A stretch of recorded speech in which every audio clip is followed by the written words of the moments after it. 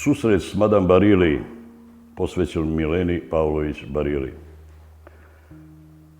Sa čudesnom slikarkom Madame Barili sreli smo se čak 2 puta.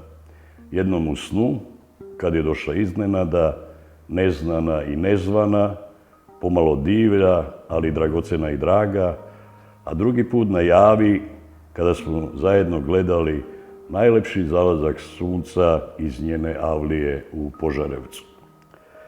Njen nemirni duh neumorno je pakovao kofere, sama se probijala na svom putu, tražila svoj identitet, doživljavala uspeh i apoteozu, ali njeno slabo srce nije izdržalo. Još dok je bila živa, govorilo se o njenih 8 agonija.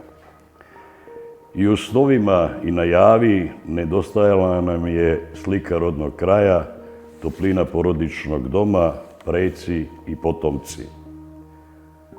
Kao i sve dobre stvari na ovom svetu, tako i najveće ljubavi pre ili kasnije će skončati. I naši crveni makovi ovog proleća pre su uveli nego procvetali. Još pre njenog odlaska i u prvom i u drugom slučaju znao sam da je jedan od nas ovde suvišan. Kako je došla, tako je i otišla, poput oluje.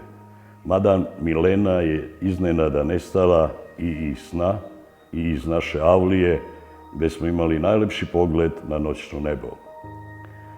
Jednog zaboravljenog jutra dugo sam stajao ispred njenog zaključanog ateljea sa mučnim pitanjem da li je Milena zaista ličila na svoje slike.